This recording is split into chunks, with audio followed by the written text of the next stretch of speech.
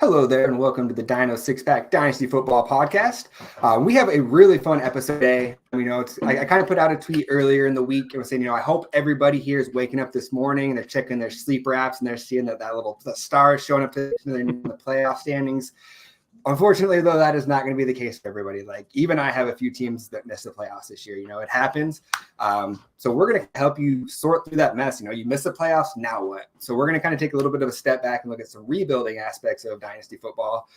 Just kind of some things, like how to know when you need to rebuild. What kind of philosophies do we like to follow? How do you recognize players that are buys or sells? So we're going to kind of go through all that. And then at the end, stick around and ask any of the live questions. So if you guys have any questions, whether it's trade, strategy, really anything, just throw them in the comment. We'll answer them at the end there. And before we get started here, I'm joined by my buddy Dustin Ludke. Man, how are you doing today? I'm good. It's been a rough Monday. I have a bunch of teams that I knew were rebuilding, so I wasn't planning on making the playoffs. So I'm in that rebuild with the most people. Like, it's been a rebuild for this whole season, and I've just been acquiring picks and players and using my strategy. But overall, it's been good. I'm in Baby Bowl, and I'm doing well there, so I'm excited about that. Nice. Hopefully to cash out in that this year, and then get ready for Baby Bowl playoffs. And just loving football. Bills won last night, so that's a big win for you guys, man. It's a massive win. It was just. All right, before we get into it, help me out, right or wrong. I'm watching the game. The Bills are doing good at the end. They're driving. Yeah. Now, my son is 10. He's normally the good luck charm, so I call him down because I'm like, we really want to score. He comes in, they botch two plays, so I kicked him out of the room. I was like, you're bad luck. You got to go. Can't be here. It's like, that's ridiculous. And I was like, I don't care. That's the way it is. So I think I'm justified in that. My wife thinks I'm nuts, but sound off in the comments if you think that's crazy or not to boot a bad luck charm out of the room. Scoreboard, yeah. It was like they're driving, drop pass. I was like, all right, you're out. You see ya. Yeah, man, it's a good day for you. Like, not only did you guys beat the Chiefs, but you have given them like a full-on meltdown in the pressers afterwards too. Like, I'll just state this: like, Mahomes is like one of my top 10 favorite players of all time. Incredible talent, but like the fact that he was able to say like we were just a little bit offsides with a straight face was just like completely just like unhinged. I was just like, I cannot believe this is the point that we've gotten to. Here's what I'll say. I love Mahomes as a player. And two things can be true. Mahomes has been classy for 7 years, and then last night was unclassy. Slamming the helmet, yelling at the refs on the sideline, totally okay. Being upset in the press conference, totally okay. What's not okay to me is when you come out to the handshake and you go to Josh Allen and say, oh, yeah, it's the worst call I've ever seen. And then just start walking around going, complete BS, worst call. And like crying to anybody you can hear just to keep saying it. Like, you knew you were on camera. You just kept saying it to say it. Like, at some point, you just need to go Josh Allen and go, man, good game. You won. Like, congratulations. Right. Yeah. We'll see you in the playoffs or whatever. Like, you don't need to walk up to Josh Allen and go, yeah, worst call I've ever seen. Josh Allen was like, okay, cool. Like, yeah, and no one. It's kind of like that walk of flock. Where it's like, okay, like that's Josh Allen. Like, what the hell? And that's bad sports. And that's sore loserness, and that's bad sportsmanship. Like, that doesn't need to be passionate on the sidelines, be upset at the press conference. Now, he'll probably get fined, which he should, but like, don't bring that onto the handshakes to other like people who just won. Like, people are just trying to enjoy their win. They're trying to say hi to their friends.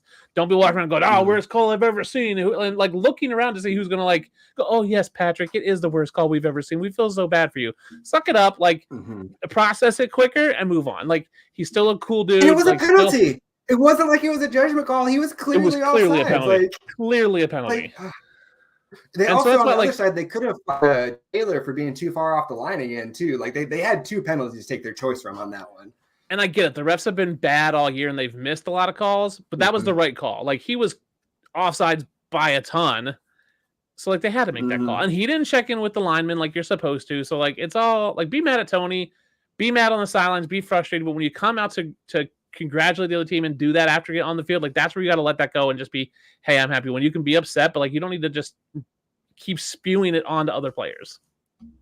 One last thing on that before we move on to, like, I just want to point out the other part that had me just like rolling was him like talking about how this is going to affect like Travis Kelce's like Hall of Fame legacy. And I'm like, the ref did not know Travis Kelce was mid-play going to turn around and throw back a lap for a touchdown. It's not like he purposely was like taking down his greatness. Like, it just kind of happened like that. I don't know. It's fine. Still a Mahomes fan, but yeah, like, it's just not look around for those guys right now. You have them in a tizzy. So good job, Buffalo. I'm all for that. Yeah, wide open right now, man. But before we start here today's content, tell us a little bit about where they can find you. What websites are you working for? What kind of stuff do you have coming up to keep an eye out for? Yeah, you can find me on Twitter or X at the DUnit13. It's the best place to find me. I do stuff at QB List. I'm head of our sit start team. So every Thursday we put out sit starts, every game, every player. I'll give you kind of a projected range. So we'll say start Josh Allen because he's a QB1. That means we expect 20 points or over. So I said this past week, start Mahomes as a QB2 because for us, that's 15 to 20 points, which is roughly where he's been. And people go, QB2? Like, yeah, he's just going to fall in that range. He's still a great quarterback. So we do that for every player, every position. You can check out the rest of my stuff at dynastyprosfootball.com. Put out articles periodically over there. And then I do stuff at Dynasty Nerds. And then I help out with front office pros. I'm our growth and planning strategist. So Joe and Steve do multiple videos a week, and I kind of help them, plan that out, navigate that, and get guest form and stuff like that. So that's the best place. But Twitter is the best place to find me for all the podcasts I guest spots on, like this one, and all that kind of stuff goes through my Twitter. Yeah, it seems like that's where it's at anymore. That's where it's at. On Twitter, that's where you can find it. All right, well, let's get to this, man. So I know we got some teams here that are going to be excited to kind of get a head start on the season. I mean, it's pretty cool. Like, at least in my league night after tonight in the pinned notes on Sleeper, I'm going to start adding the draft pick order for the teams that missed the playoffs. Yeah. So, like, we are officially the start of draft season after the games finish up tonight. So that kind of gets us to our first question that we're going to be looking at today. How do you decide when it's time to rebuild versus how do you decide if it's time to, like, retool a little bit and make a push to try and compete next year? What are kind of some of the things that you look at? First thing I look at is points for, right? Because there's always going to be those weeks where you are the second highest scorer and you lose the first highest scorer. And there's going to be weeks where you're the second lowest scorer and you beat the lowest scorer. So you really want to gauge where you're at and what you need to do. That's my first indication of if I'm early the season, if I'm a contender or a possible rebuild. And then if I'm in a rebuild, I go, am I really in a rebuild or just a retool? And I look at what I'm getting. I like to look at my teams as what I expect per position. So I look at it and go, average in my league, quarterback scores me 20 points. Running back should score me 18. Running back 1, running back 2. My wide receiver should get me, I should get 20 and then 15 and then 12. And then my tight ends, I should get 10. And then my flex, I should get, 12 and 12. And look where my guys are stacking up. If I don't have players that fit in there, then I go, okay, is it a retool? If I have a couple, then I go, okay, maybe I retool. If I don't have any, then it's a rebuild. Then it's a hard, like, hey, what do I do? And then you got to look at where the things are in the future. So you may have Adam Thielen this week who's scoring you 20 points, but, like, is he going to produce that in the future down the road? And then you got to start digging into who's a sell and who's a buy and who do you want to keep and what kind of pieces are movable. In my leagues, everyone has a price. Like, I have Mahomes in it's a 3 quarterback league. We start 2 plus a super flex. I have Mahomes. And people go, what's he worth? And I go, it's 3 first-round picks plus 2 young prospects. And they go, that's too much. I go, cool, that's what he cost in this league. Like, everyone has a price. There's never going to be, I'm never going to sell this guy. It's, if you blow me away, I'll sell him for you. Like, if you would have offered me CJ Stroud and 2 first-round picks and a second-round pick and something else, I probably would have traded you Mahomes. Like, I was just, because I'm big on Stroud, because I want that youth. So you really have to look at a bunch of things. So I think start with points for, figure out what, where you're at in your league, look at your guys, make sure you can measure up on a good week. So, like, go, hey, this guy on an average week, this is what he's going to get me 20 points as my quarterback. I'm set. This guy's going to get me, my running back's going to get me 20 points. My running back 2 maybe is only going to get me 10. So maybe I need to upgrade that position. And then if you have more positions you need to upgrade than you don't, then you probably need to rebuild. Yeah, that's a good way to look at it. I kind of do something similar. Again, after tonight, basically, I'll start doing my offseason. But what I'll do is as teams get eliminated, I have a spreadsheet that I use, and I'm going to go through it. I'm going to list out each position. I go through there and I rank my guys, and I'm only really worried about the guys that I see as, like, long-term building blocks. Everybody else I put in a separate pile over here, and I use those as kind of like things to add on top of trades to go get the guys pieces I want in the offseason. Adam Thielen's a great example of this. If I'm rebuilding and I have him on a team, like, he's not worthless, but he's not a guy I'm looking to value in a rebuild. So he's going to be in my pile of stuff I'm using to throw on top of something to move up in the draft or to tier up my players there.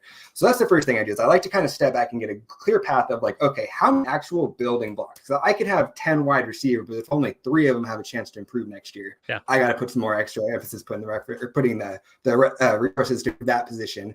And then the other thing I do once I have them broken up, I look at the age of my starters, and not necessarily all stars, but guys that I expect to play consistently. Yeah. And I get it at the age. I like to see where my age is at for each position group as well. And then the last thing I do is I go through and I mark, okay, does this player have a realistic chance to improve on the numbers this year? A realistic path to sustain, or is the most realistic path that he's going to drop down from value here? Yeah. And that's another thing that I like to have. So if I'm 100% off the top scoring team, but I have 3 guys where I'm like, these guys have a realistic path. They're rookies. They have a chance to get better next year. I'm not necessarily going to hit the panic button and go full rebuild. I just feel like to kind of throw some seconds out for some older vets, to stack that up there. So there's a few other things that I look at there. So yeah, looking at their path for production next year is kind of another thing that I really take into account. Yeah, and I'll say if you're doing Dynasty and you don't have a spreadsheet, you probably need a spreadsheet. I have spreadsheets for all my Dynasty League. Every team is color-coded, so I can look at their team, and it's broken up by roster spots, so I can look and go, okay, I have 6 wide receivers, and I can only start 4. Well, this guy's only got 3 really viable ones. He may have a bunch of scrubs on his bench, and then I kind of look, and I keep draft picks, all that kind of stuff. And then I do on a separate sheet is I'll take my guys and go, okay, how many years are they going to start? So I have Adam Thielen. Okay, he's going to start in 2023, probably plays in 2024, drops in 2025, probably out of league in 2026, right? Questionable, right? But I'll go, okay, I have Nico Collins. He's good in 2024, 25, 26, 27. And I go, okay, and then I can kind of start planning out years in advance of going, okay, hey, maybe you've got a Nico Collins. You might have a DJ Moore. You might have a Cooper Kupp. And maybe you don't have any rookies and you go, cool, I'm set. I'm golden. I've got good receivers right now. And you have good receivers for 24. But come 25, 26, you might just be out. So how do you start planning for it? And that's how I start looking at things for the future, because I think you do have to look at where they're going to tail off and like when they plateau. Like Mahomes is going to be good for the next 5 years, maybe 6.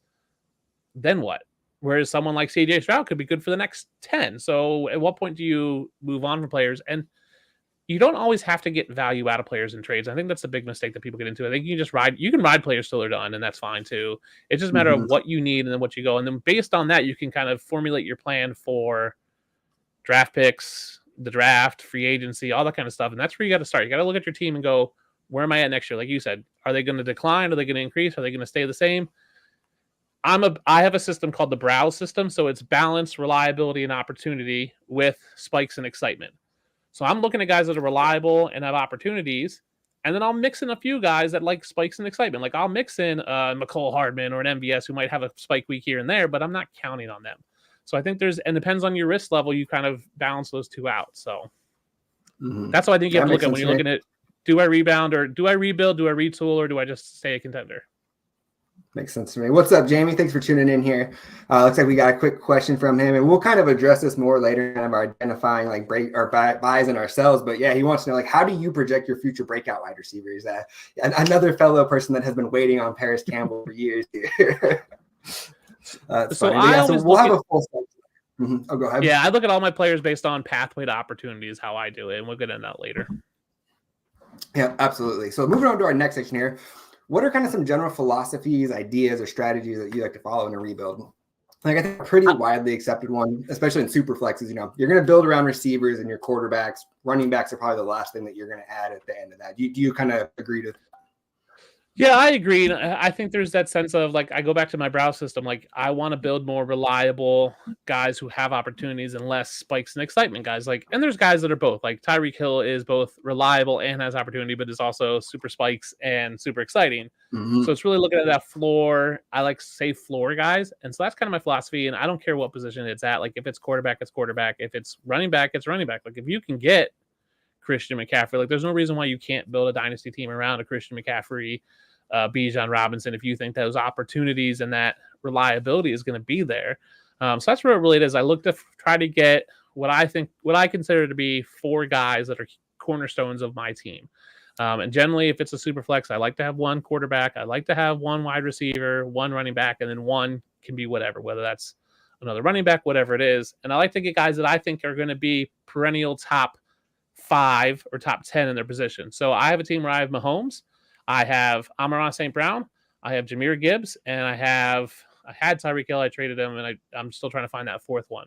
So right, and those guys are not untouchable because obviously I would sell them for a price, but those are consider my cornerstone. So if I'm going to trade them, I need to get back cornerstone pieces, and it's not going to be draft picks. If I'm going to trade Amon-Ra St. Brown, I need a CD Lamb or an AJ Brown or like someone who's going to be in that perennial top 7, 8 guys every year to match that.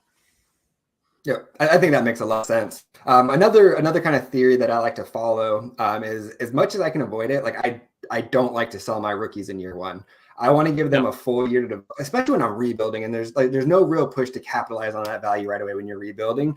There's so many times I'll see guys that trade guys 8-9 games into their career, then you get to games 12, 13, 14, and the flash just start to show, and then year 2 is a full-on breakout. So that's another thing. I don't like to sell my rookies in year 1 after I've invested draft capital in them. I will give myself that full year to develop to kind of see if I'm right in my evaluations, Nothing worth in selling right before a guy breaks out. And then another thing on that is you want to buy, sell and players at the right time in the calendar year. The best time to go out and buy draft picks is going to be the closest to that trade deadline in your league as you can get. The worst time to buy draft picks is going to be right as close to draft because the value on them is going to be so much better. And so if you're a person that doesn't do a great job of drafting, I want to acquire those draft picks in season. And then when the draft comes, if you're not confident in your drafting ability, you sell them when you're on the clock because that's when you're going to get the most value back, when you can get 1-for-1 player swaps that you normally wouldn't be able to get in season. Timing your trades is another huge thing that I try to follow when I'm in my rebuilds. Yeah, I agree. And I think the problem that people get into with draft picks is they go, oh, I got this draft pick, so it means I have to draft a player. No, it's just an asset and it's fluid. So I may trade for a bunch of second round picks and then package 2 or 3 of them together to move up in the first round. Like, I don't have to get, if I were to trade you Adam Thielen for a second round pick, doesn't mean I have to replace Adam Thielen's value with that second round pick. Right. I just have to use that to get value. And so I think we get this thing like, well, I traded this piece for this piece, so therefore I have to get this for this piece. Like, no, it's not the same value. I agree. I think trading for players, the best time to do it is right before free agency because there is a lot of uncertainty. So you have to be smart in that and look at where things are going to shift. And then, capitalize on it. So I was trading for last year before free agency. I was trading for Kyron Williams. Like, I wanted him. Picked him up as like a throw-in during a draft, right? Because I was like, hey, I think he has a pathway of opportunity. Like, Cam Akers clearly isn't the guy there. They don't clearly love him. Probably weren't going to draft anybody because they didn't have picks to draft anybody. So I was like, hey, let me scoop him up. Yeah. I scooped him up dirt cheap. I think I got him for like a 4th-round pick. And now he's a cornerstone of my team. Like, he's basically a cornerstone player for my team. So it's playing this like, if you want to trade the value. So last year going into the free agency, Mike Gesicki, huge value before free agency.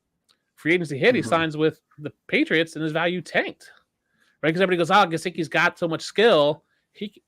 If Gesicki were to go to the Lions and they don't draft Sam Laporta, and you put Gesicki with Laporta's, like, his value just skyrockets. So his value was high then, and the odds of it going up were slim that he would sign with Detroit.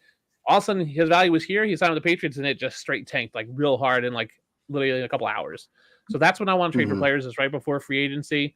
And then I like to trade, like you said, draft picks right when you're on the clock is when you want to sell them because that's when you get the most value. Absolutely. That's the best way to do it. How you're going to maximize your value. Yep. And then Jamie's asking kind of what's the difference between a rebuild and a retool? I guess if I'm taking a swing at this, I would describe this as a retool is kind of like where you said you have at least a couple cornerstone pieces that still have a path to improve. Looking to kind of add some pieces to what you have. Whereas a rebuild, I'm kind of looking to trade away my top pieces and get as much value back as I can and kind of reset the clock. Would you say kind of a good way to differentiate the two? Yeah, I agree. For me, a retool is if I'm comfortable with over half of my starting lineup. So let's say you start 11. If I'm comfortable with 6 of them, then I'm in a retool. If I'm not comfortable with 6 or more, then I'm in a rebuild. And then it's like you said, you're selling your top aspects for the most part. Like, you're selling your best piece to totally just start from scratch. And I think this thing, I think a lot of teams go, well, I have to rebuild, so I have to sell these guys. Like, no, you don't have to sell those guys. Like, you can keep a couple guys. But I think it's all about percentage of roster that you're comfortable keeping and comfortable rolling out every week. If you can go, hey, I've got 6 of my 11 guys, I think I'm competitive with those guys, I just need to replace the bottom 4 or 5, then you're in a retool. If you go, I've got 3 guys that are good, then you're in a rebuild. Maybe you should just take it down to the studs and just do everyone but those 3 guys. Yeah, you mentioned something that I think is kind of an interesting thing that I feel like it kind of gets lost in translation, that just because you're not in the playoffs, like, you don't have to rebuild and burn everything down to the ground to build a playoff team back.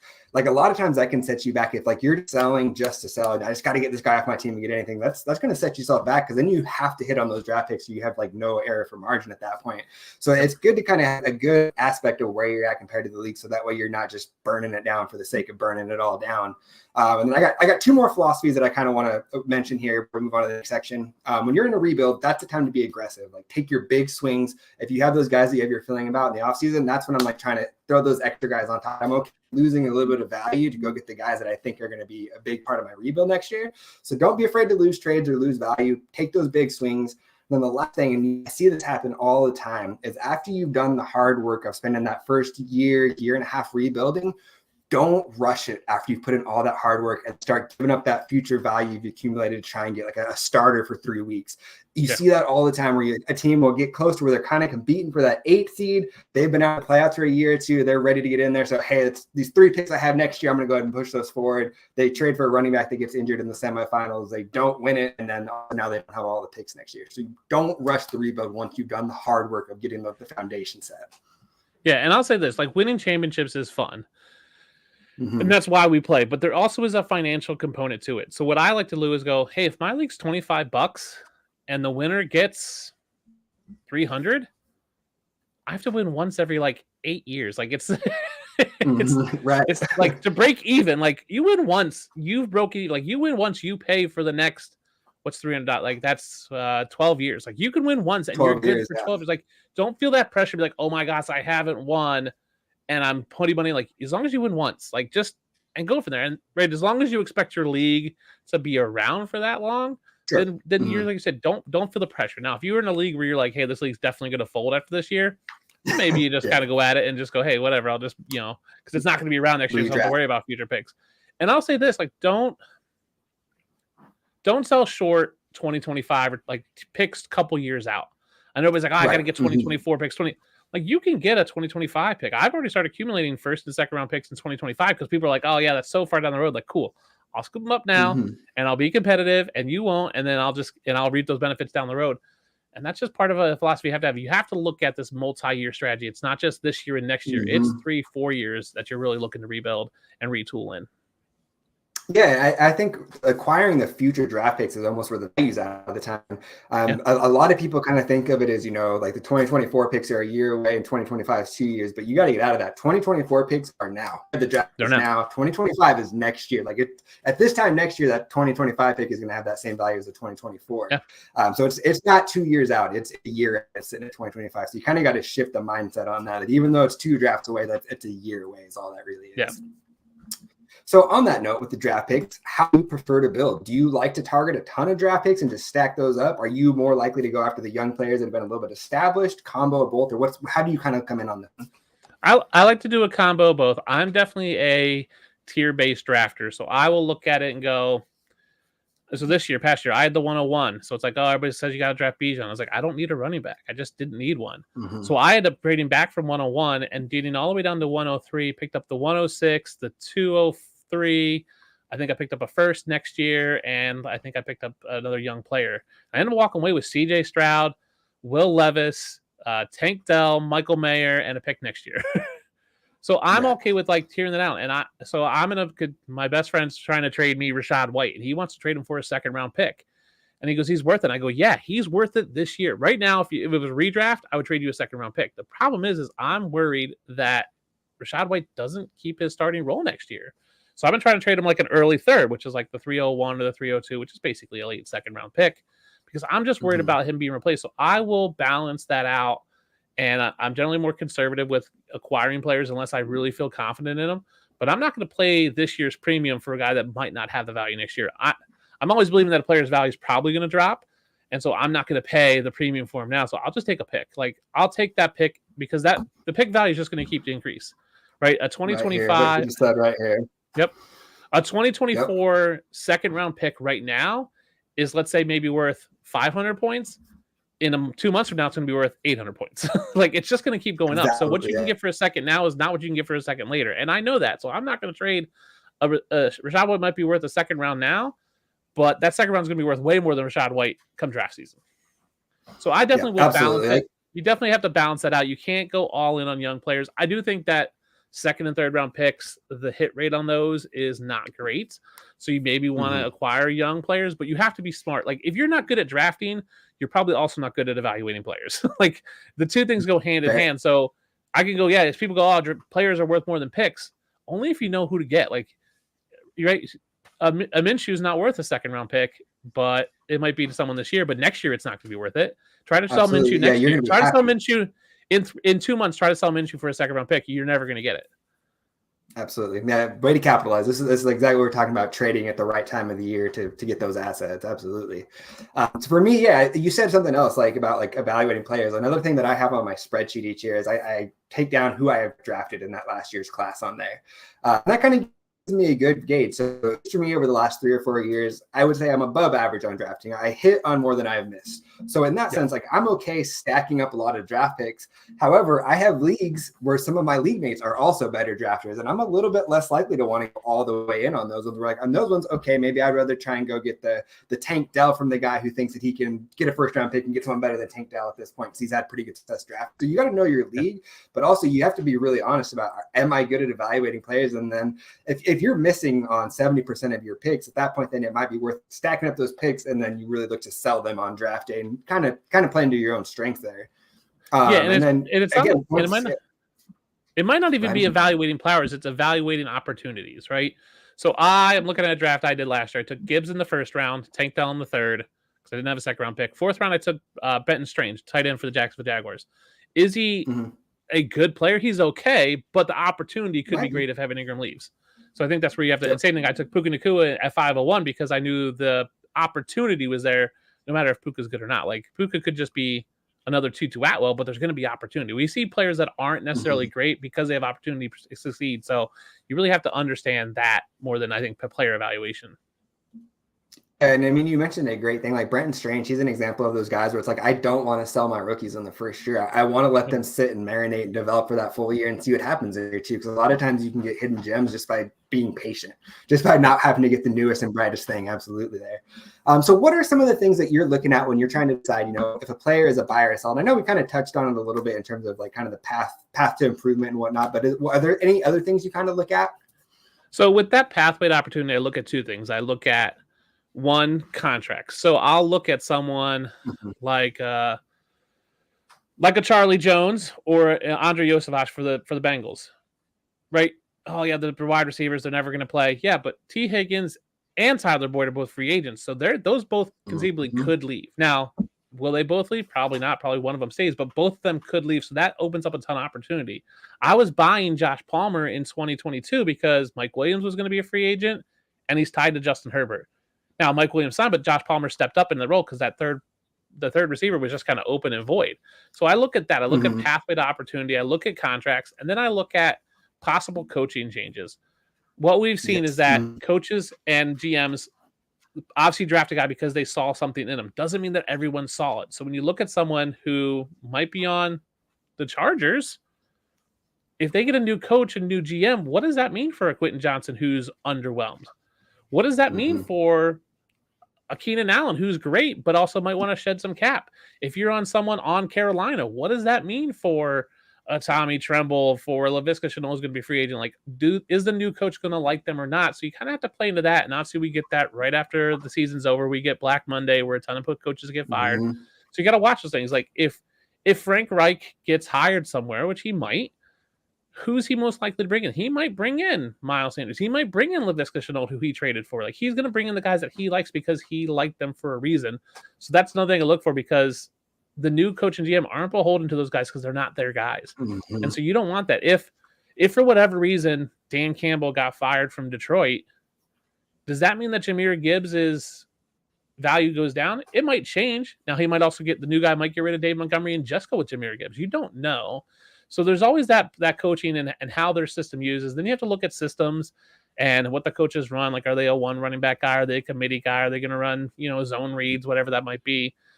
There's a lot that goes into it. But for me, it's contracts and the pathway to opportunities, and then coaching and if that coach is going to keep them or not, and if they could be casualties. We see it all the time where Leonard Fournette's good, and then all of a sudden he's on the market forever because no one wants him. Yeah. Honestly, you pretty much touched on damn near everything on my list. Like, I agree with all that. I mean, looking at the scheme, is there going to be a new coach coming in? Is there going to be coordinator shifts where they can switch them from, like it's more of an ITB example, like a 4-3 to a 3-4 that can completely change values. And is an offense going to come in and they're going to go from, the old school Baltimore run heavy off to Todd Monken offense? And then at that point, your receivers are going to have more value. So the one thing that I had on there that you didn't touch on that I like to kind of do is I like to kind of go back and look at ADP for, if you have a DLF subscription, you can get the ADP on there. And I like to go back and look at DLF like 3 months, 6 months, and a year ago and identify the guys that had big raises or big drops in value. And then try and figure out why that is. Because one of the things I noticed last year with some running backs like Alvin Kamara, Joe Mixon, they overcorrected too much to the point where they were losing 40, 50, 60 spots of ADP value over a 6-month stretch. And all they did was get a few months over the offseason. And then now we're seeing those guys that went out and threw out seconds for Mixon and Kamara. A lot of those teams are competing now because they were able to kind of find a correction or find a inefficiency in the market, and they were able to kind of play into that correction. So that's another thing I like to do. And a lot of times you can find it the other way too, where, okay, this guy's value has gone up 55 spots in the last 3 months. He closed out the year with 2 40-point games, but outside of that was a little bit down. Okay, maybe this is where I like to capitalize a little bit. So that's another thing that I'd like to add on there. Look for big value changes that were recent, trying to figure out if there's somewhere I can exploit in that. Yeah, there's definitely hype. You got to avoid, I don't say avoid, but you got to monitor hype, because if you have a guy that's getting hyped up, sell high. Like, even if he's good. What is it? Like, sell the rumor, buy the news, or buy the rumor, sell the news, or something like that. Yeah, you sell the rumor, buy the news. Yep. Yeah. Sell the rumor, buy the news. That's what it is. Right. So you look at, I'm trying to think who got steamed up this offseason. Like, there was just guys that were just, their value was going through the roof just because. Tank Bigsby. Oh yeah, Tank Bigsby was huge. Like, he was on my draft. I'm looking, he was like the 5th running back off the board. I was like, oh, I don't want him at all. Like, I just wasn't a fan of his.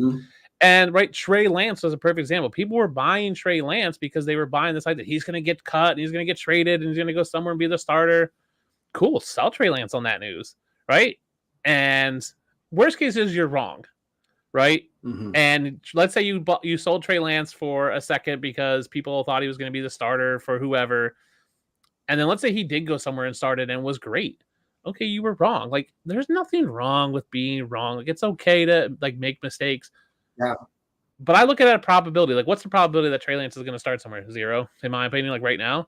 So, but if the rumor starts, if rumors are going to buzz, like, oh, Trey Lance, this team was interested in, okay, cool. Like, I'll sell on that. Like, if someone's giving me a third, cool. Because once the news hits, right, you can't sell on that news that he got traded to Dallas, who's going to back up Dak for the next 6 years while Dak is still playing under that contract. You do have to sell on the rumors. You have to monitor the hype. You don't want to buy into the hype. You definitely want to sell on the hype. So that's definitely something to monitor, especially as we get into draft season. It's going to be crazy. Yeah. Now we're starting to get some comments rolling in here. What's up, Joe? This is our fantasy 6-pack leader right here. What's up, Joe? What else we got? Let's see what else we got here. G says, let's see, Jaden Reed was his most drafted rookie in the late 2nd, early 3rd. Yeah, those are the type of guys that we're talking about. Stack up those picks if you're a pretty good drafter here. Let's see. Question. I'm in a pretty major rebuild in a 1-quarterback dynasty league. I'm going to get the 101 this next season. That's fantastic. If Harrison stays, which I don't think is actually likely, would you consider trading the pick? I mean, for the right price, absolutely. Yeah, I think someone commented, was like, what would you trade the 101 for? And I'm okay trading the 101 in general for anywhere to just past the midpoint of your draft. So if you're in a 10 team, I'll take the 106, 107, 108. I want to be within, I don't want to be within 2 or 3 picks of the end, and then picking up either a first next year or an early second. What's the difference between Marvin Harrison and the next guy? Right? It's not crazy value. You can tier down and pick up a ton of guys. If you took 2 guys in the 2nd tier of wide receiver, are going to be produced more than they are Neighbors and Keon Coleman or something like that. Yeah. I mean, I look at it. So I'm looking at draft. I traded out of the 101. I traded all the way back to 104. We got CJ Stroud. It went Bijan Robinson, Anthony Richardson, Jahmyr Gibbs, CJ Stroud. Who won that? I did. Right. I was able to tier down and still get things. And the guy next behind me took Bryce Young. He clearly lost. He didn't get the value. Then I was able to pick up the 111 and get Will Levis. Will Levis and Bryce Young are not that different in terms of what they produce this year, on a per game basis. So you can definitely tier down. I'm always open for trading if I can get the value in a 1 QB league. Is Marvin Harrison that good? But if you can turn that 101 into 105, 106, and then maybe the 202 or 203 or a first next year, go for it. Ask the world. And that's the thing. You can ask the world and someone might just bite. The hype for Marvin Harrison is going to get crazy if he's there. If he's not, people are going to be scrambling. And I'm looking at tiers. I said going into this draft, this past draft, I thought it was Bijan, Stroud, Young, Gibbs, JSN.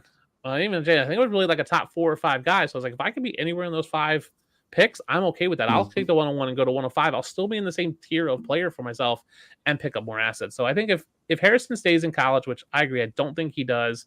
There's all these crazy rumors that he got offered $20 million, which seems absolutely ridiculous that you'd pay anybody if to pay 1 year and $20 million for college. But if he's not there, yeah, trade the 101. Even if he is there, trade the 101 if you can get the value for it.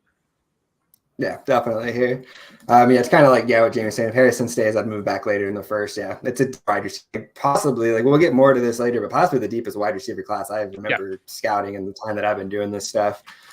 Dion, hopefully you tuned in a bit late and we were kind of going in on your Chiefs and how it all kind of went down at the end of the game last night. But he says as a Chiefs fan, he wants Matt Nagy gone. And I don't think Nagy's awesome, but I also would like to see them add some real like pass catchers in that group and then see what happens at that point. They definitely have to retool. The Chiefs have to do something because we didn't know how to beat Tyreek Hill. People figured out how to beat Tyreek Hill. They got rid of Tyreek Hill, and everybody goes, okay, we just need to take away Travis Kelce. The drops are crazy for the Chiefs right now. Like, I don't know what they're doing with Kadarius Toney. Like, he's got to be gone. Yeah, I think Rashee Rice was a great pick for them. I like him a lot. I think he's someone I'm trying to get in every one of my dynasty leagues. So if they can bring in another decent guy, I think they're pretty good. I think even if Kelce were to go down and get hurt, I think Noah Gray's a good value there. They can get by. They can run a different system where it's not tight end focused and have some good receivers. They got a good team. They've got Pacheco who's young. They've got Rashee Rice who's young. Mahomes is still in his prime. If they can get one or two other guys, I think they're doing pretty good. Yeah, I agree there too. Overall, they're still on the right track. Just tough. Let's see what we got. Yeah, always be trading as long as you're getting that value. Absolutely here. Yep.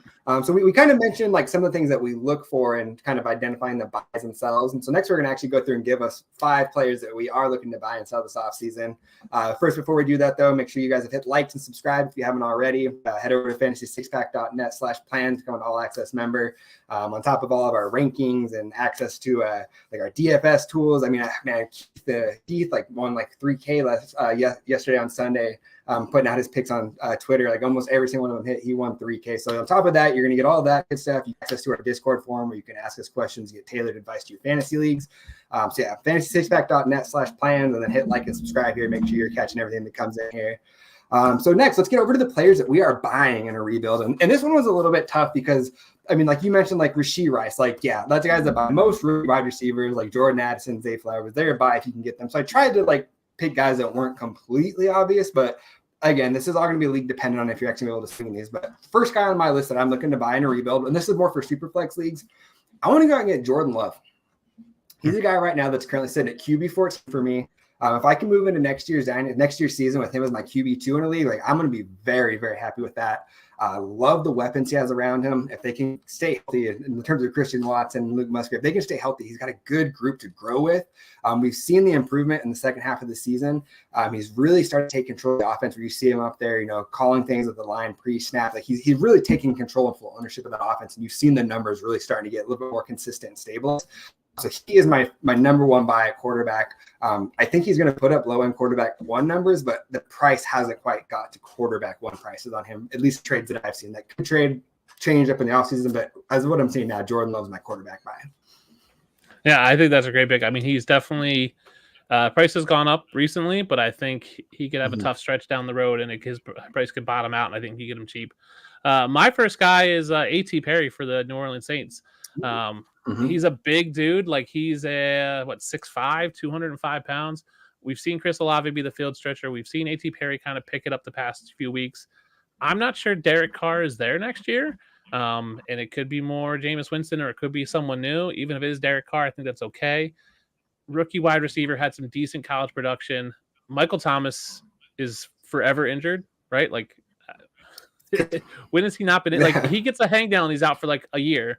So like he's gone. So you're looking at a receiving core that could just end up being Chris Olave, A.T. Perry, and Rashid Shaheed. Like that's a pretty decent record. And I think Perry is big enough that he'll play on 2 wide receiver sets on a team that definitely is going to have probably Kamara gone soon. Like you're looking at a revamp and retool on that team. So I like him as someone you can get fairly cheap right now. Now its value's gone up a little bit because he's had decent weeks. But I think in 2-3 weeks when he's less efficient, I think you can scoop him up really cheap. Yeah, that's a good one. I like that one. I counted him on this. I think I had him at like number 7 or 8 on my list. So I'm glad I left him off since you put him on yours there. Yeah. My second guy here, and this one feels like cheating a little bit. And it just plays directly into my theory of I'm looking at guys that have had major big drops or raises in ADP in the last 6 months. And for that, that's going to be T. Higgins. Right now, his value is at an absolute low. The talent is still there. That's pretty clear. He's been battling through injuries. It's been a bit of a lost year. Now he's trying to come in and get chemistry with Jake Browning. The way I look at it, no matter what happens this offseason, it's a win-win. He either goes somewhere else and has a chance to be the lead receiver, or he goes back and catches passes from Joe for the next 5 years. Either way, I'm buying in on that. So give me T. Higgins as my number 2 buy. Yeah, that's real good. I mean, T. Higgins, right? He could go elsewhere and he could be soak up. Like, he's getting a ton of targets now, but he could easily not be on the Bengals and be he'd be the wide receiver 1 on. What if he's in Carolina, man? Yeah, I mean, he's the number 1 in Carolina. He's the number 1 receiver on 2/3 of the league right now. Like, if he goes somewhere, like, he's just going to be dominant. I like that. My second one is my Buffalo Bills, Khalil Shakir. Definitely has room for improvement. He stepped up a ton lately. He's playing a lot of that slot role. Gabe Davis is a free agent, so who knows where he goes. We'll maybe talk about him in a little bit.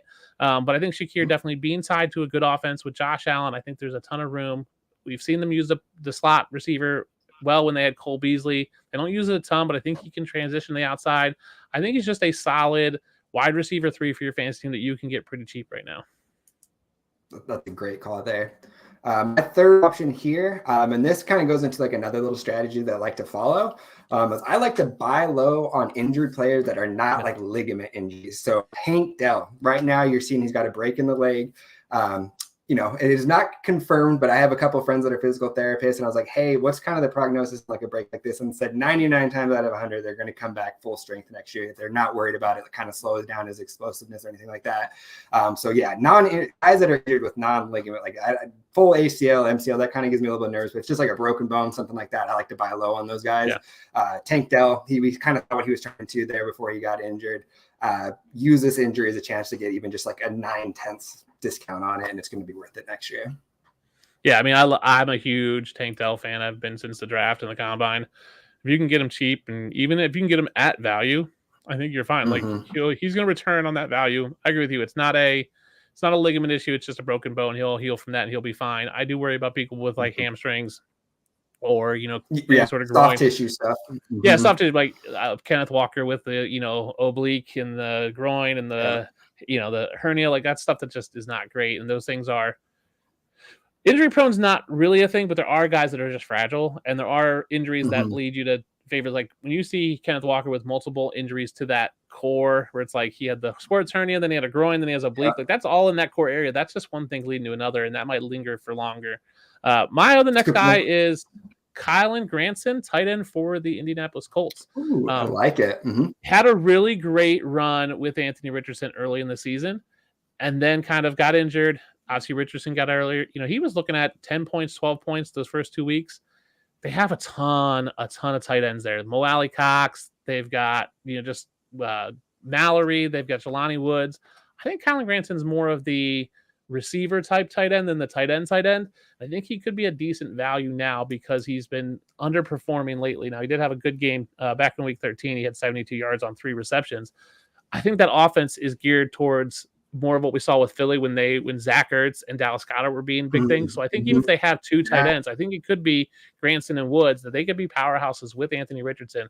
So I think he could be the guy. And we could see Anthony Richardson playing that all roll out and just kind of like has the option to throw or pass, and he's going to throw it. It's going to be to the tight end. I think Kylan Granson could be that guy, and he's super cheap right now. Yeah, I'm in on the Colts offense for next year. It's their coach Steichen, right? Shane Steichen. Yeah, Shane Steichen. Yep. Yeah, man, that guy is awesome. I'm in on the Colts offense for next year. I love what I saw to Anthony Richardson earlier. I think that's a really great call there because Jelani Woods is definitely kind of the more known tight end there, it seems like, at least in dynasty circles. But yeah, Kylan Granson's been quietly solid there. Yep. My number 4 option here, and this is kind of going into like our strategy of just kind of looking at like what are the options and do they have a realistic path for improved performance? And I think that's the case here, and that's going to be Tajay Spears. We've seen him incredibly efficient in the limit work that he's got this year. Good chance Derrick Henry gone this year. I mean, I feel like I've been saying that for like 2 or 3 years now, but at some point you think the Titans are going to rebuild. So there's a good chance that you let Derrick Henry move on, or maybe you let him go to a contender to kind of phase out his last few years trying to get a title. at that point, then I want Tyjae Spears. I think that he's the type of one of the few running backs that you can build an offense around while you're still kind of rebuilding and putting the rest of the pieces in place.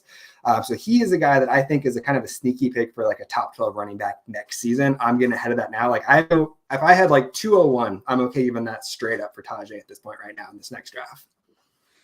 Yeah, we'll jump to my next one, and that is Michael Carter, who is currently with the Arizona Cardinals. I love it. Young guy. His rookie year, we were talking about him possibly being a top 12 running back the next year, and then all the Jets did was go draft, Breece Hall. Shipped into Arizona this season. Arizona's got James Conner, who is pretty old and pretty banged up. Right, we didn't see Kyler Murray most of the season, so I think Michael Carter's getting some work now. I think he's got the skill and the youth to be a valuable piece there for Arizona as they retool. If they decide to retool with Kyler Murray, I think he could be the piece that they keep around cheap, still on his rookie deal, and they can spend money elsewhere to kind of upgrade that offensive line and some other positions. And Michael Carter's a good player who just has had a rough go with it lately. That's a great call, especially because we're Cardinals and their rebuild. I can't imagine that they're going to want to invest a lot of high resources into running back with all the other holes they still have left to fill. So he's pretty safe to move into next year as an RB2 role, I would say. Yeah, if there's two options, either they stick with Kyler and go, okay, we're going to invest in offensive line and defense so we protect Kyler and we'll get you a weapon. Maybe they go out and get T. Higgins, right? Or they're going to say, hey, Kyler, you're out. Draft a rookie quarterback and then go, okay, where else are we going to spend our money? We're not going to spend money on a running back, like they're not going to bring in like a Miles Sanders or a Tony Pollard or a Josh Jacobs for a rookie when they're not going to be good until 2025, 26. So they'll probably stick with Carter, and James Conner will probably still be there, but I think they'll work Michael Carter in. He's good at pass catching. It's a ton of the pathway to opportunity there is huge for me. Yeah, that's a really good call there. Last one that I got here is a buy, and it kind of ties into my Jordan Love that I mentioned earlier. But if I'm picking like one tight end to have a second-year breakout, kind of like what we're seeing out of Trey McBride this year, that's going to be Luke Musgrave. Yeah. He was really rounding into form nicely before he got hurt. He's been out 2 or 3 weeks now. But yeah, he's a guy I'm buying. I think he's in for a big second-year breakout.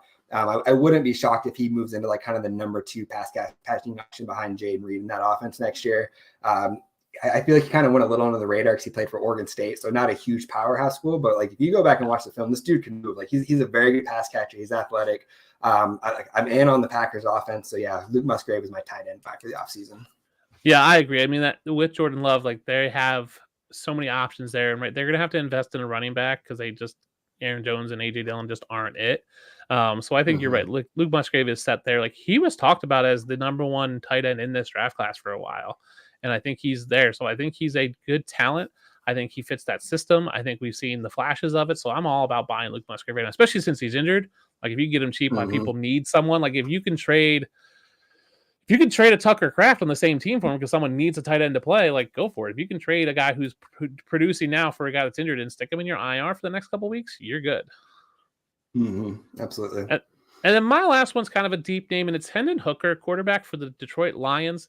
He's still on the IR spot, so I think he's on the PUP list, so you can get him, stick him in your IR spot. He's probably in people's taxi squad because he's been on IR all year. I liked him in the draft. I thought like he obviously had some injuries, so like didn't perform at the combine, didn't do a lot, but I liked what I saw on tape. I think he's a good quarterback. The supply and demand market for quarterbacks this next offseason is wonky, where there's more supply and not enough demand. And Jared Goff probably sticks around for another year. Now, people say, oh, Hendon Hooker's old. Yeah, who cares? Like that. So he'll be in his prime when he starts. Like, I'm okay with that.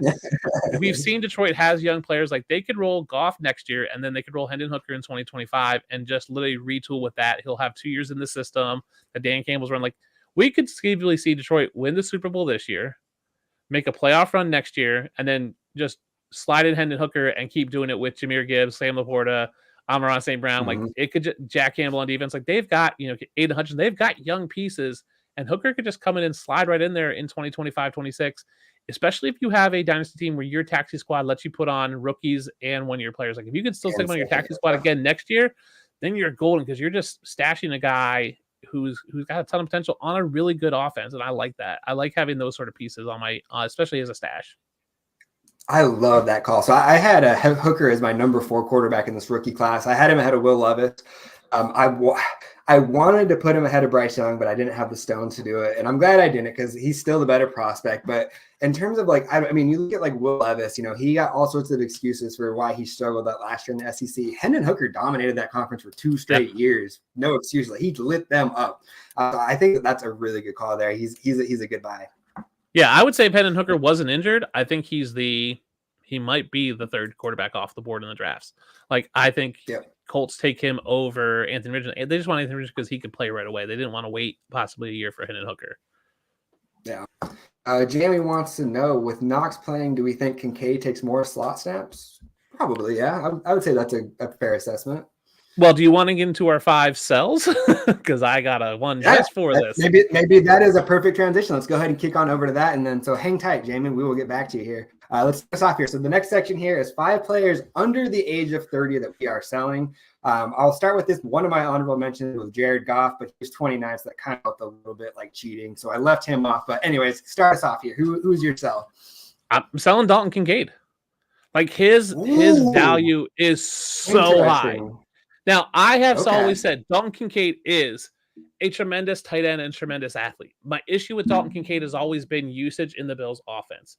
Now, it has slightly changed, and it could change if they get a different offensive coordinator. But traditionally, when he was drafted, they don't use the tight end that often. Dawson Knox is still there.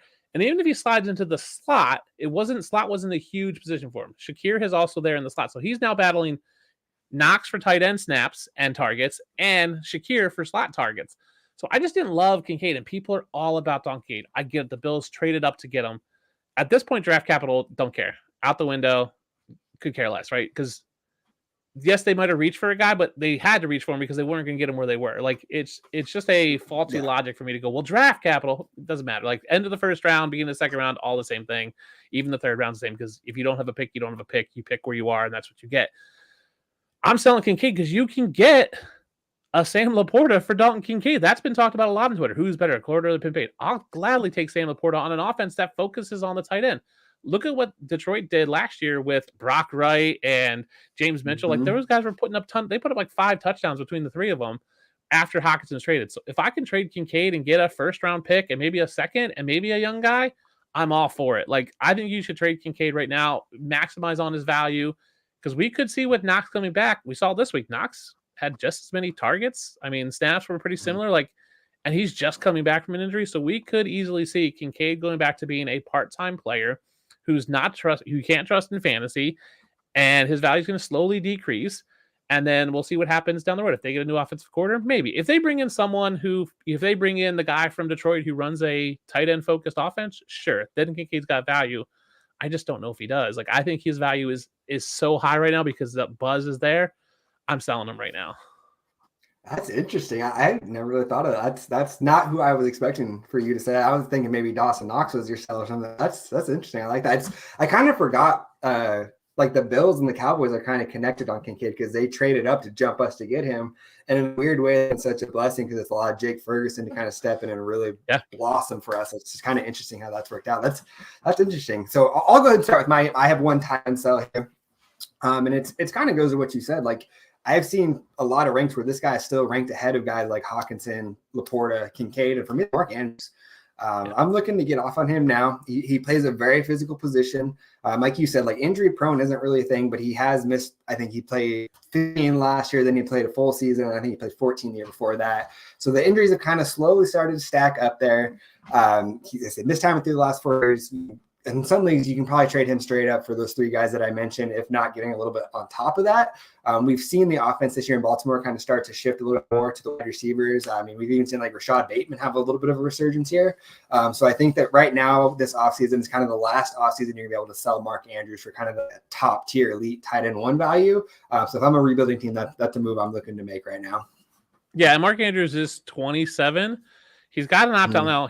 His cap hit next year is almost 17 million, but dead cap would be 11.8. So they can save almost $6 million by cutting him or trading him, moving on from him. So there's definitely potential that they could do it. We've seen Isaiah Likely step up. I really like Charlie Kohler if he can get some looks.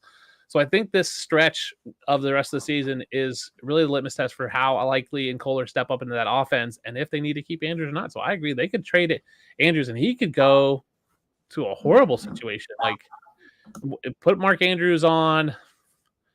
Who knows? Like, put him on Seattle. Like, they don't ever throw. Put him on Denver. They don't ever throw to their tight end. Like, he could be in a situation where he is just that aging veteran who just doesn't do well, and also his value. Austin Hooper. I feel like Austin Hooper was an example of that. Like, he was good in Atlanta, moved on, and was never really the same. Never the same. Yep, I agree.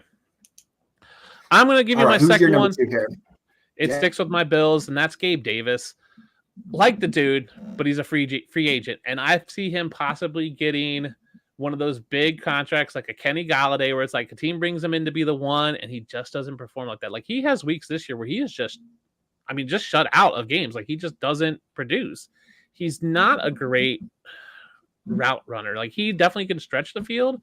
Now, he had a stretch where he was more of a consistent guy, which I love, but he's definitely got back into this boom bust mentality. Like, he had 2 targets yesterday, didn't catch any of them. The week before, he had 12 and only caught 6. Now, had 105 yards, a touchdown. Week before that, nothing. Week before that, 6, caught 2 for 6. Week before that, nothing. And like, he definitely ghosts you, and he's going to get paid. I don't think it's going to be with the Bills. And even if it is with the Bills, are you happy with what you got with him this year on the Bills? No. What's the pathway for his opportunity to increase? I mean, he had 93 targets last year. He's probably going to get close to that this year. Like, he's going to get close to 100 targets. Is he going to go to another team and get 150? Sure, but is he going to catch them? I don't know. It's not like Josh Allen's a bad quarterback. Josh Allen throws dimes to him. He's just so boomer bust. I don't love it for your team. I think you can sell big on the name. You might want to wait a little bit towards free agency and wait for him to, like, he's going to be the buzz. Like, he might be the top name in free agency. Sell that buzz when it's high. But if you can sell Gabe Davis and get a second-round pick, I'm all for it. Yep, I like that call there. There's a good chance that you could probably get a second rounder for him in this next class, and I'm okay with that for sure. This guy for me that's a sell, and if you've been following me at all this year, you're just going to say I'm a big-ass hater on this guy, but that's Calvin Ridley. He was set up perfectly to be the number one option for the Jags and just kind of step right back into being that guy he was before. But he's disappointed with that. I think it's pretty clear the Jags can't go another offseason without adding a pass catcher to that group, so I don't see how he ever even repeats the production he's had this year, which has been pretty disappointing. I have still seen some circles where there's teams that still value like a wide receiver 2 in fantasy or a high level wide receiver 3. And I think he's more in that wide receiver 4 range for me. So if you can get anything close to like wide receiver 2 or high level wide receiver 3 value for Calvin Ridley, I'm making that move right now. His value isn't super high, but I still think it's the highest it's going to be moving forward. Yeah, and I'll piggyback on that with my next one, and you're not going to like it because we've already argued about it once. It's Trevor Lawrence. Like, he's just okay. Like, Trevor Lawrence is, I've always said he's a 12 to 17 quarterback. I think he's like in that 14, 15 range. And you can sell him as if he's a top 10, if not a top 5 guy, because people are just excited about the future. I don't see it. Again, I don't think Calvin Ridley's it. I don't think, Christian Kirk is it really. Zay Jones done it. Like, Trevor Etienne is good. They're probably going to get a new offensive coordinator maybe. Like, I don't think Press Taylor sticks around because he doesn't want to be an offensive coordinator. If I can sell Trevor Lawrence for CJ Stroud, do it. You could probably get Trevor Lawrence for CJ Stroud and a third. Like, you could probably get Trevor Lawrence for Bryce Young and 2 firsts. You can probably get Trevor Lawrence for Anthony Richardson and a first. Like, sell it and get some upside. Like, his value is still possibly top 5, and I think he's in that 12, 15 range. I think you can get just a ton of value on his name alone. Is he good if you have him on your team? Yeah, he's fine. He's not great, in my opinion. Yeah, no, I mean, it's fair. Like, it's easy. Like, one of my big arguments is basically like for Lawrence is like all the numbers are kind of right in line with a lot of the top guys except for the touchdown percentage. But at a certain point, like, when is that just a trend? At a certain point, if you're just not scoring touchdowns, it is what it is. So my quarterback sell here, and this was a tough one. I wanted to try and find at least one quarterback that I was looking to sell, and I didn't want to pick somebody down like the 20s. So I'm going to go Justin Fields. He has improved as a passer this year. Obviously, he's a crazy electric runner, but somehow the Bears, they still have the chance to get the top pick because of how bad the Panthers are this year. Yeah. I don't know how. I mean, I guess maybe they will. We saw them have the number 1 pick last year, and they moved off of it, and that looks like a great move now. Maybe they do the same thing again, but there wasn't a Caleb Williamson at the top of the draft or even like a Drake May at the top of the draft this last year. So I think there's a little bit of uncertainty around his job. I'm unsure where he ends up, and I still think he's going to be good. But he's the type of guy that if I can tear down and I can go get Kyler or Jordan Love and something else on top of that, I'm going to catch on that name value for Justin Fields and just, it could look like a dumb call. Maybe they end up trading back, get Marvin Harrison Jr., and then he just kills it. But with the uncertainty there, I think you can get high-level quarterback 1 value. And I think there's a chance that, like, the floor could fall out a little bit for him next year where his value drops more into that quarterback 2 range. So Justin Fields is my rebuilding scenario. Yeah, and this isn't we didn't talk about, but there's a lot of red flags for Justin Fields' future, right? Like we don't know what the offensive coordinator is going to be. We don't know what team he might be on. We don't know really what his weapons are going to be.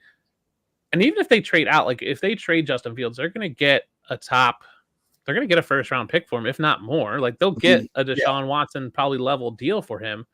The Bears have currently the 1st and the 7th pick. They could conceivably trade out of the 101, trade back to 9, pick up a first next year, and still get Drake May at 7, or Michael Penix, or whoever. Like Michael Penix to me is just a better. Lots of guys. Yeah, like to me, Michael Penix is just a better Justin Fields. Like Bo Nix is still there. They have it's a huge quarterback group in there, so they could trade him and pick up a ton of picks and really.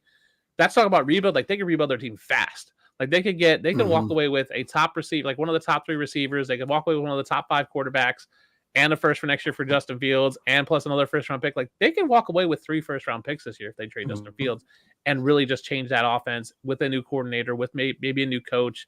And they still have some good pieces like DJ Moore's there, Cole Kmet's there. They got Roshan Johnson clear. Like they have a good young core. I think quarterback's just a question mark. And if they stick with Justin Fields, worst case is you're wrong, but like, are you happy with Justin Fields? Are you happy with what Justin Fields is now plus 10%? Because that's really his upside. Like he's not going to all of a sudden go nuclear and be double what he is now. He's going to be what he is now plus 10%. And I think he's just okay. So I agree with selling him.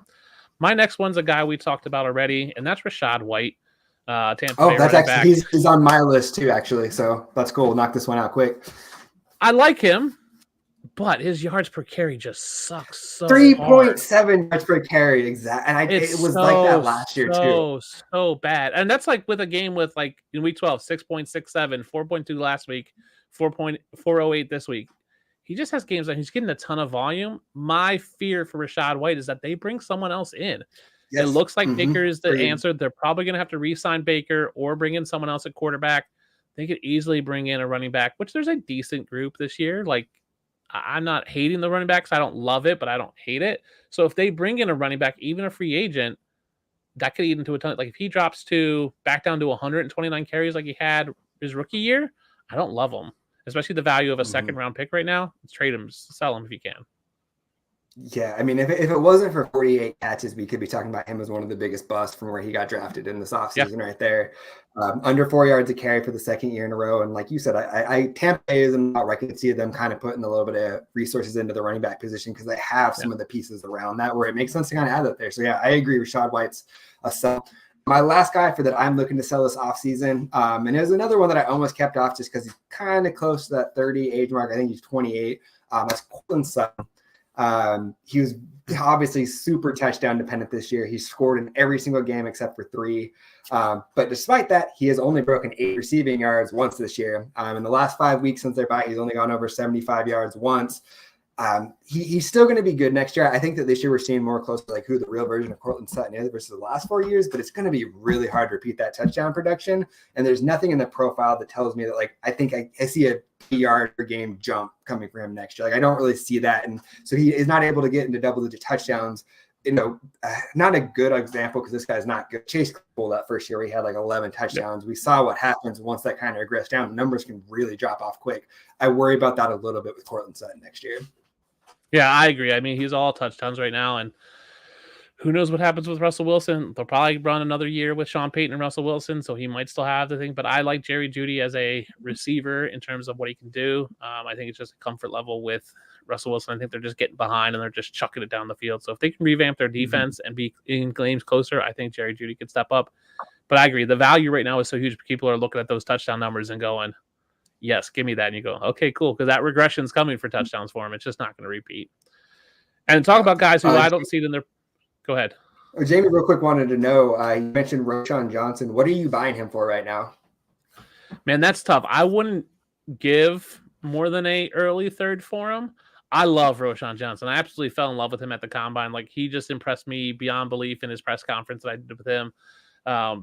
Like him on the Bears. I love Khalil Herbert too. Now, this year, D'Onta Foreman's a free agent. Next year, Khalil Herbert's a free agent. I like Roshan Johnson because he's a better pass blocker, which is going to be key for that offense, especially if they don't upgrade their offensive line. I think he's just as good as runner as Khalil Herbert. So I give a third. If I'm selling him, I want a mid-second for him. But I think you can probably get him for an early third, and I think you'll be all right getting the value for it. Yeah, I think that's about fair. I was a little lower on Roschon than consensus, and he's kind of seen the flashes, but I don't know. I have a hard time investing in guys that weren't even like the top option on their college team. You know what I mean? It's rare that they're able to the pros and become the top option there. So I was a little bit lower on him, but I feel like a third. That's a fair price for him. I mean, even if someone said, "Hey, give me," if I was a contender and I'm looking at possibly in a 12 team, if I'm at the 211, 212, I would do it. Like, why not? Like even 210, 29, like go for it. If that's a guy, if you're a truther, like I am, Jamie, looks like you're the biggest Roschon truther out there. I'm with you, man. Like just go do it. Like get your guy. Worst case is you're wrong. Like, what are you going to get in the second round pick? Like end of the second round pick, even a mid second rounder, you're going to get another lottery ticket that maybe wins. Like that's where Roschon was being drafted anyway. You're getting him for what people drafted him this year. So I think that's fine. That makes sense. And then I interrupted you. Who is your last player you're looking to sell here? We were talking about profiles with Cortland Sutton, and the mine is Christian Watson. I just don't see. Okay, yeah. I don't see the every week stability for Christian Watson. I think he's a boomer bust play, very much like Gabe Davis. Now, when he booms, he booms. Like he's gonna put up 2 touchdowns and 100 yards on 3 catches. But when he busts, it's zeros. I think that offense looks as a Romeo Doubs, Jaden Reed offense with Musgrave at tight end and then running back. I don't see Christian Watson being an every down player for them, and I see him being just this deep ball threat that can easily get taken out. I think he's the next Gabe Davis, McCole Hardman, MVS. He's not Tyreek Hill where it's like, oh man, you're going to give him those plays every week. He just struggles with drops. He struggles with catching some of the balls. I just don't love Christian Watson, but I think people are super excited about him because they want those boom weeks. So I'm selling him right now. Kind of putting you on the spot here. Who are you taking? Are you going to go Christian Watson?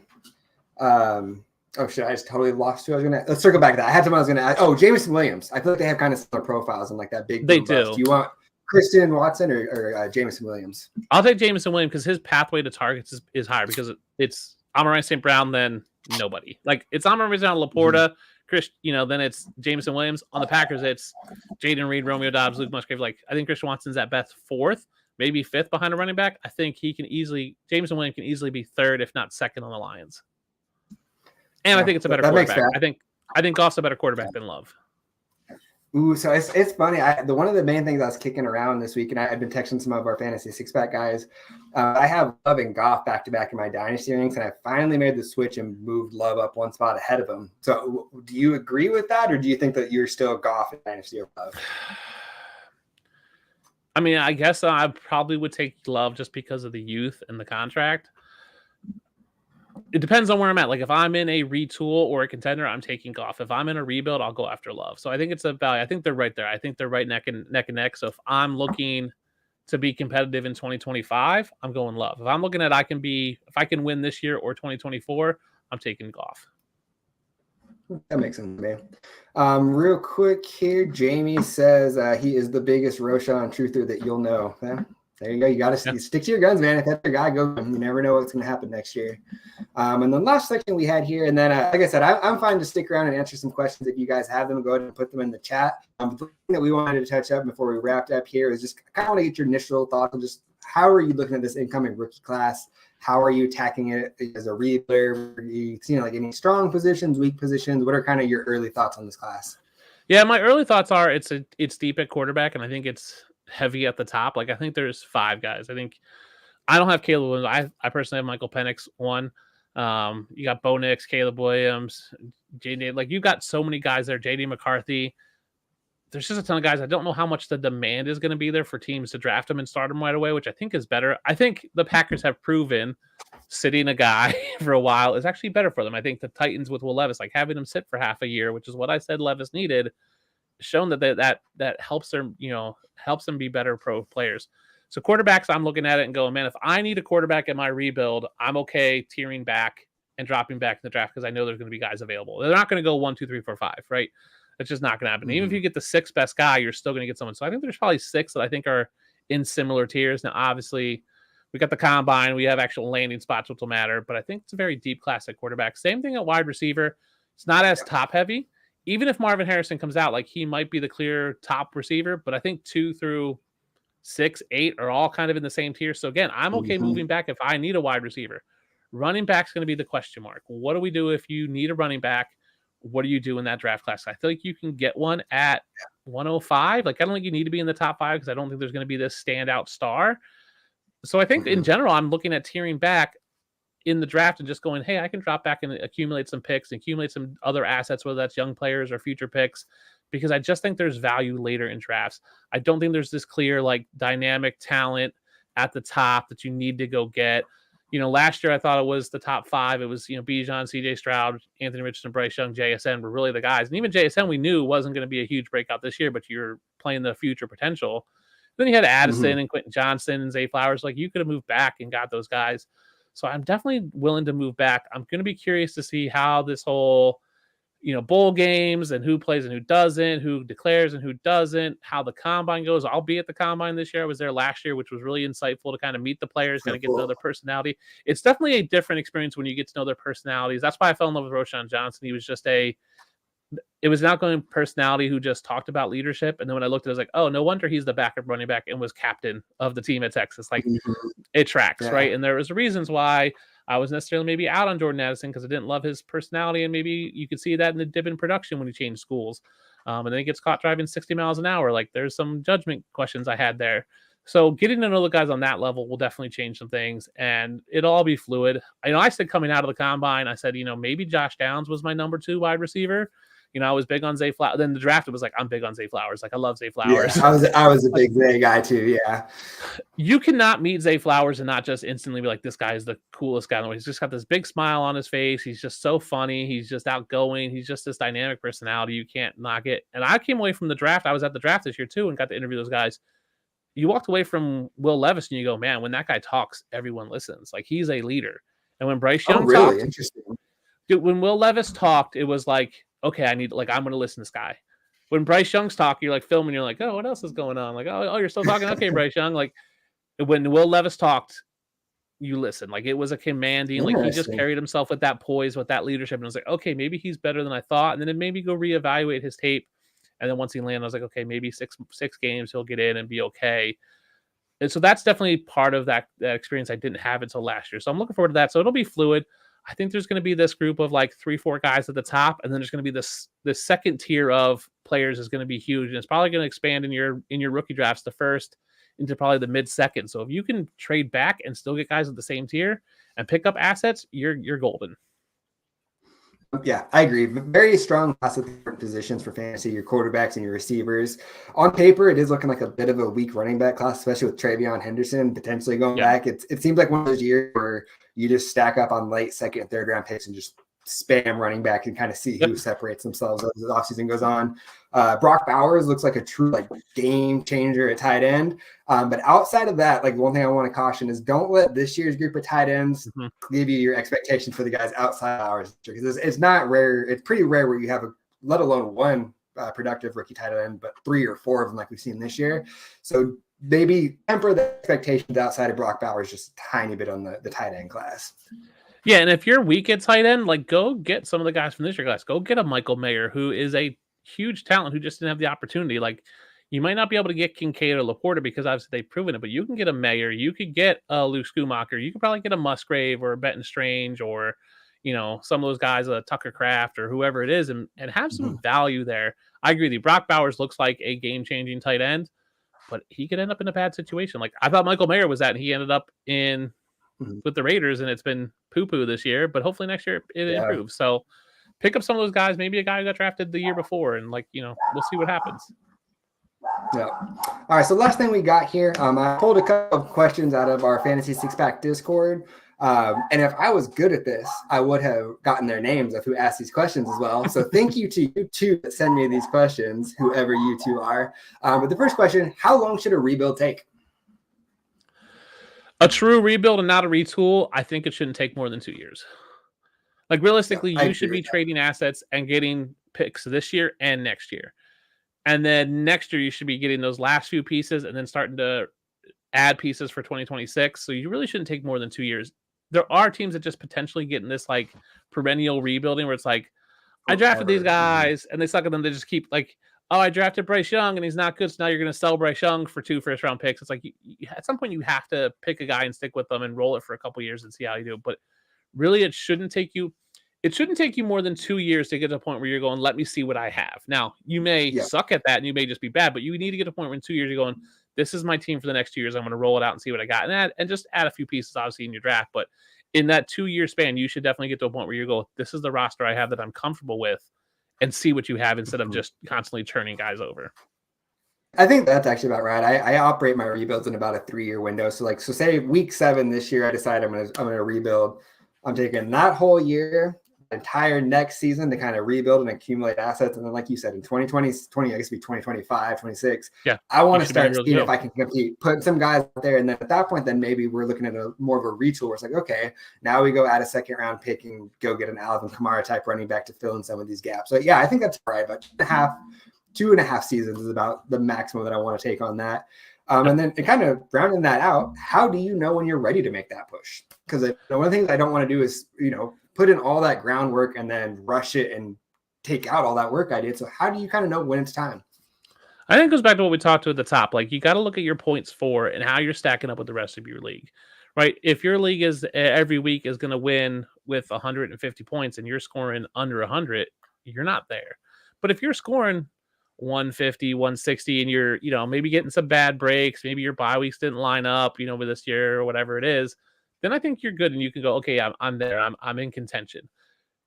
Part of fantasy football is luck. Like, you're just going to have bad weeks. You're going to have, all of a sudden, you're going to have, you're going to have half your starting lineup on bye in week 13 when you need to win and you're just not going to pull it out. Or you're going to score the second most points and lose the guy who scores the most points.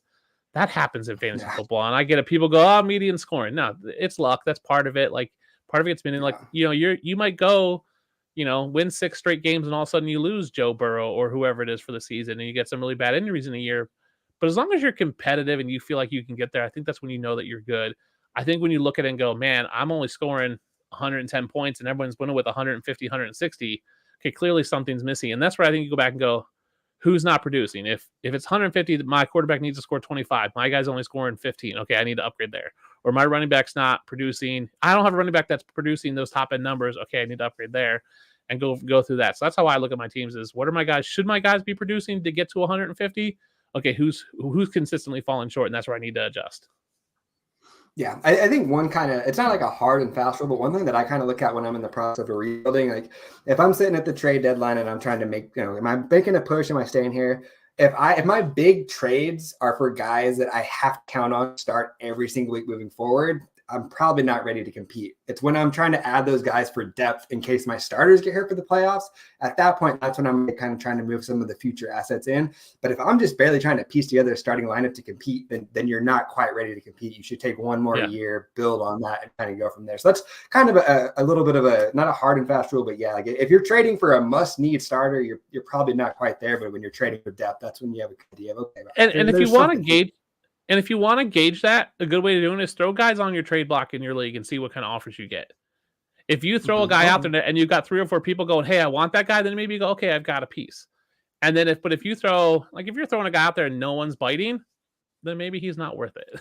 Like, that's a good way of judging. Like, that's an easy way of gauging your player's interest on league. Like, if you're throwing out Bryce Young and no one wants him, then maybe he's not the guy. Like, if you're throwing out an Adam Thielen and no one's biting, and go from there. And I will say this, rebuilding is great, but you also have to look at the league around you. If there's 2 or 3 other teams rebuilding, probably not a good time to rebuild because you're all going to be fighting for the same draft picks, and there's going to be 2 or 3 that are going to hoard them, and you're never going to be able to get them. I'm in a league where I'm rebuilding, and there's 2 other guys rebuilding, and we have all the first-round picks. So I can't trade a guy for him because those guys aren't going to trade for him because they're rebuilding too. So it's, then what do I do? Okay, maybe I just hold them for another year or trade them for a 25 pick. And maybe I push my rebuild back a year and maybe it takes me a little bit longer and I'm more in that 2, possibly 3 years instead of 1 year. So you do have to look at that. But I think throwing guys on your trade block is a good way of gauging the interest and if those players are good enough or not. If you say that, like, so we have one league, and I think most dynasty leagues probably get to this point after they've been for 4 or 5 years, but we have one team that really committed to the rebuild strategy. They have 8 of 12 first rounders this year, like 9 of 12 next year, 7 of 12 the next day after that. So I was kind of, at one point I was sitting at 0. I was about 100 points off of the top scoring team. And I'm just like, man, like I cannot get any of these first round picks from him. The only other people that have first round picks, they're looking like they're going to be late. Well, fuck it. Maybe I'll push some chips in and go for a run this year. Fast forward to now, I'm sitting at 9 or 10-4, moving into the playoffs. And so really, you got to know your league. And it doesn't make sense to rebuild if the assets to rebuild aren't available. You kind of got to know that's there. You know what I mean?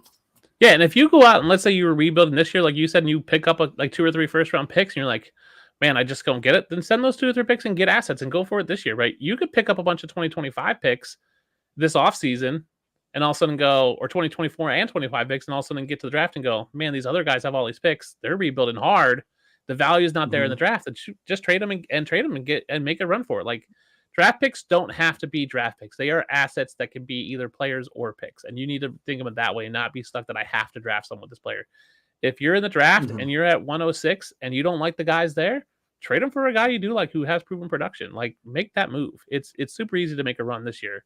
You can always mortgage your future to make a run. Now there's always consequences to your moves, but you can do that if you have draft picks. Like you can go get a Patrick Mahomes, a Josh Allen. Like you can make those moves if that's what you want. You can go get Amon-Ra St. Brown if you think he's the future best wide receiver in the league.